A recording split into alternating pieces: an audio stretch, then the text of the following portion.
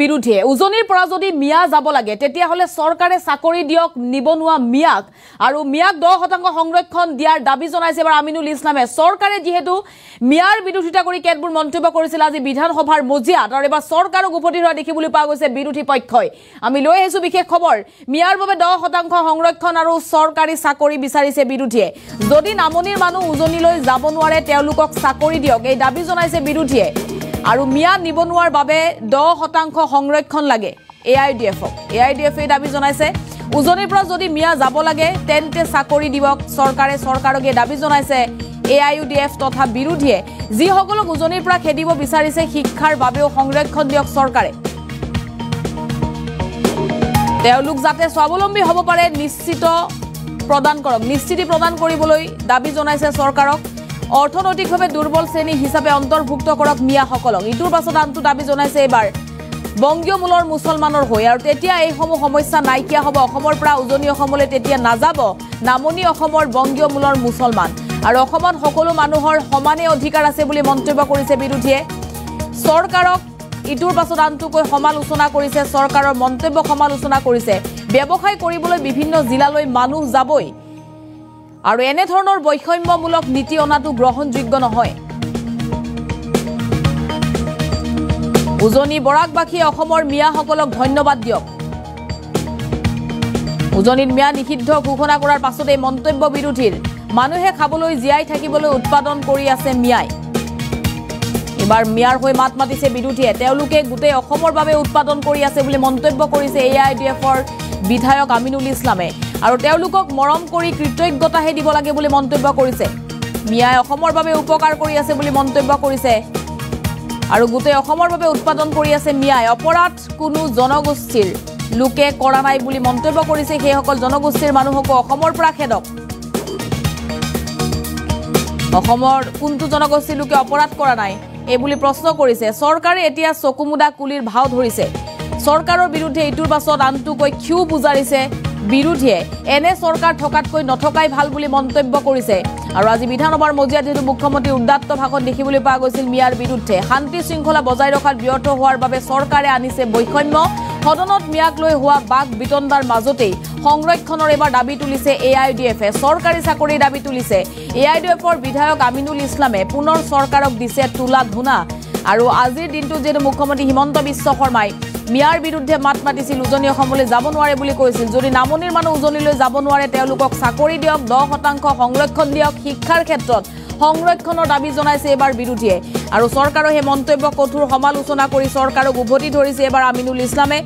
আৰু পুনৰবাৰ চৰকাৰক তীব্ৰ সমালোচনা কৰি তুলা ধুনা দিছে আমিনুল ইছলামে এই মুহূৰ্তত আমাৰ হাতত মন্তব্য আহি পৰিছে মন্তব্য শুনক আৰু এতিয়াও দাবী কৰিছো যে অসমখন সমগ্ৰ অসমৰ অসমীয়া আৰু অসমবাসীৰ কাৰণে সমগ্ৰ অসমৰ য'তে ত'তে বিচৰণ কৰা ব্যৱসায় কৰা কাম কৰাৰ অধিকাৰ আছে ইয়াত কোনেও যে উজনি অসমৰ মানুহ নামনিত আহিব নোৱাৰিব বা নামনিৰ মানুহ উজনি অসমত যাব নোৱাৰিব বৰাক উপত্যকা মানুহ ব্ৰহ্মপুত্ৰ উপত্যকাত আহিব নোৱাৰিব বা ব্ৰহ্মপুত্ৰ উপত্যকা মানুহ বৰাক উপত্যকাত গ'লে খেদিব এনে ধৰণৰ এটা আঞ্চলিক বা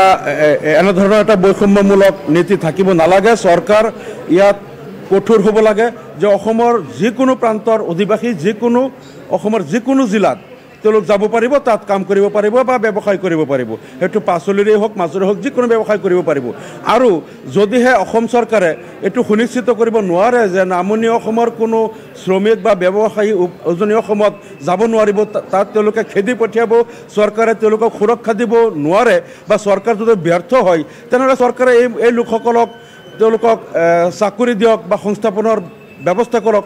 আৰু আমি দাবী কৰিম যে আমাৰ যিসকল মাইনৰিটি মানুহ আজি তেওঁলোকে চাকৰি নাপায় উচ্চ শিক্ষা নাপায় বিভিন্ন ধৰণে বঞ্চিত হৈ আছে গতিকে তেওঁলোকে আজি শ্ৰমিক হিচাপে বা ক্ষুদ্ৰ ব্যৱসায়ী হিচাপে উজনি অসমত গৈ কাম কৰি আছে এতিয়া তেওঁলোকক তাৰ পৰা খেদি পঠাব বিচাৰিছে গতিকে আমি ৰাজ্য চৰকাৰক দাবী জনাম যে আমাৰ এই মাইনৰিটি মানুহসকলৰ কাৰণে কমপক্ষেও 10% ৰিজাৰ্ভেশ্যন দিব লাগে চাকৰিত উচ্চ শিক্ষাৰ সকলো ক্ষেত্ৰত 10% ৰিজাৰ্ভেশ্যন দিব লাগিব যাতে তেওঁলোকে স্বাৱলম্বী হ'ব পাৰে আৰু এই 10% ৰিজাৰ্ভেশ্যনটো লাগিলে ইকনমিকেলি উইকাৰ ছেকশ্যন হিচাপে তেওঁলোকক অন্তৰ্ভুক্ত কৰি আমাৰ এই ধৰ্মীয় সংখ্যালঘু যিসকল পিছপৰা মানুহ আছে তেওঁলোকক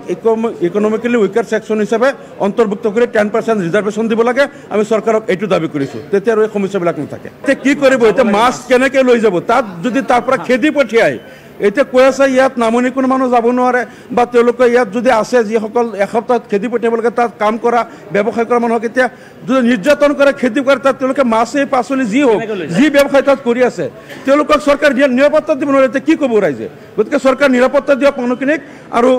ৰিজাৰ্ভেশ্যন দিয়ক, তেতিয়া চব খোলা হ'ব, কোনো সমস্যা নাথাকে।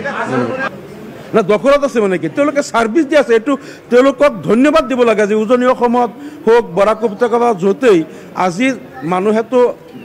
মাছ হওক শাক পাচলি হওক চব খাব লাগে, মানুহ জীয়াই থাকিবলৈ উৎপাদন কৰি আছে। এই মানুহখিনি উৎপাদন কৰি তেওঁলোকক গোটেই অসমক ছাপ্লাই দি আছে, যোগান ধৰি আছে। গতিকে এই মানুহখিনিক মৰম কৰিব লাগে, তেওঁলোকৰ প্ৰতি কৃতজ্ঞ হ'ব লাগে। তাৰ বিপৰীতে যদি এই মানুহখিনিক ভাবুকি দিয়ে, খেদি পঠিয়াই বা এনেধৰণৰ নিৰ্যাতন কৰে, এইটো এখন চৰকাৰ থাকিও যদি চকু মুদা কুলিৰ ভাও ধৰি থাকে, এই চৰকাৰ থকাতকৈ নথকাই ভাল। অপৰাধ প্ৰৱণতাটো এইটো এতিয়া অসমত কোন জনগোষ্ঠী নাই? যোৱা 2 মাহত চাওক, সকলো জনগোষ্ঠীৰ পৰাই অপৰাধৰ কথা আহি আছে। তেনেহ'লে এতিয়া এনেকুৱা জনগোষ্ঠী অসমত নাই যিসকলৰ নামত প্ৰায় 200-300 ঘটনা এই 2-3 মাহত ওলালে। তেনেহ'লে সকলো জনগোষ্ঠীৰ লোকক অসমৰ পৰা খেদি পঠিয়াব লাগে। কোনো জনগোষ্ঠীৰ এজন লোকে যদি অপৰাধ কৰিলে গোটেই জনগোষ্ঠীক খেদিব লাগে, তেনেহ'লে অসমত দেখোন কোনো মানুহেই নাথাকিব। প্ৰত্যেক জনগোষ্ঠীৰ পৰা কোনোবা নহয় কোনোবা অপৰাধ কৰেই। এইবিলাক হ'ল চৰকাৰৰ এটা বিভাজনকামী নীতি। চৰকাৰে শান্তি শৃংখলা ৰক্ষা কৰিবলৈ চৰকাৰ ব্যৰ্থ, আৰু চৰকাৰক দাবী জনাইছোঁ তেওঁলোকে শান্তি শৃংখলা ৰক্ষা কৰক, নহ'লে তেওঁলোকে ৰিজাইন কৰিব।